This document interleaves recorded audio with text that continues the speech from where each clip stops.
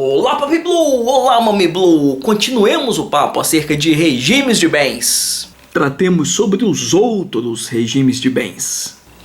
Nosso papo é acerca de comunhão total ou comunhão universal de bens. Pode usar os dois termos. Comunhão total ou comunhão universal. É muito simples, eu acho até que é o mais fácil de todos os regimes. Aqui, no momento do casamento, todos os bens anteriores se juntam. Então tudo que ela tinha antes de casar, tudo que ele tinha antes de casar, tudo se junta em termos de uma massa comum. Teoricamente, deixa de ter bens particulares. Tudo que eles tinham e passarem a ter, não importa no nome de quem, pela iniciativa de quem, com o dinheiro de quem, é dos dois, é massa comum. Olha, embora o nome seja assim, comunhão total, comunhão universal, na verdade não entra tudo, tá? A lei diz que não entra bem gravado com fideicomisso. Eu tenho um vídeo sobre fideicomisso aqui, vou deixar na descrição aí o link. Também não entra os ganhos de cada um, soldo, Montepio, enfim. Montepio é previdência complementar, previdência privada, né? Também não entra doação que um fizer para o outro. Também não entra todas as doações e heranças com cláusula de incomunicabilidade, ou seja, doação feita diretamente só para o esposo, só para a esposa. Também vai estar fora dessa comunhão dívidas anteriores e também bens de uso pessoal e bens de uso profissional, ou seja, essa comunhão não é tão universal assim. E aí nesse regime de comunhão total, quando acaba o casamento, seja por divórcio, seja por morte, olha só, já que tudo é massa comum, então isso aqui é tudo dividido meio a meio, sempre levando em conta o valor equitativo dos bens. Tá vendo aqui? O nome desses bens aqui que fica para ela é a meação dela. Isso aqui que fica para ele é a meação dele. A isso nós chamamos comunhão total ou comunhão universal de bens. Uma curiosidade, até 1977, quem não escolhia regime de bens no Brasil casava, adivinha, em qual regime? Pois é, casava em regime de comunhão universal. No regime de separação total ou separação absoluta de bens, teoricamente não temos massa comum.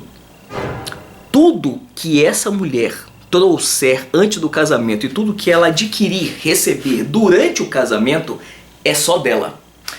Tudo que esse homem trouxer antes do casamento e adquirir durante o casamento, receber durante o casamento, é só dele. De forma que temos duas massas de bens separados. Vamos ter só bens particulares, não vamos ter massa comum do casal. Digo teoricamente porque é óbvio que se eles resolvem em sociedade rachar, fazer uma vaquinha e comprar um barco, esse barco vai ser dos dois. Não por ser uma massa comum. É como se fosse eu e um brother comprando, por exemplo, um prédio para fazermos uma sociedade, né? Eu e alguém rachando um carro para sermos Uber. Então, são dois indivíduos que estão simplesmente comprando em sociedade um ou mais bens. Nesse caso, vai ter partilha, não propriamente pelo regime de bens, mas pelo fato de ser um bem comum de duas pessoas que contribuíram economicamente para a sua aquisição. Mas, por regime de bem, não tem nada comum. Tudo dela é dela, tudo dele é dele. E esse regime de separação total ou separação absoluta, ou como dizem os advogados, simplesmente separação de bens, quanto à origem, quando o casal decide que vai se casar assim, em regime de separação, separação voluntária de bens. Guarda o nome, separação voluntária de bens. Quando é a lei que impõe em determinados casos, sim, em alguns casos a lei impõe. Leu 1641. Separação obrigatória de bens. E quando um casamento em separação total chega ao fim, teoricamente não dá briga, porque não tem massa comum, tá vendo aqui? Então só tem aqui ó, o patrimônio dela e o patrimônio dele. Simples assim, não tem nada nem para ser partilhado. Nesse regime, participação final nos aquestos, quando chega ao fim, divórcio ou morte, lembra? Também pode ser por dissolução da união estável, por exemplo, né? Como fica a divisão? Bem, o homem vai ficar com o que ele trouxe antes do casamento. Isso que ele trouxe antes do casamento aqui é chamado bens particulares pré-nupciais.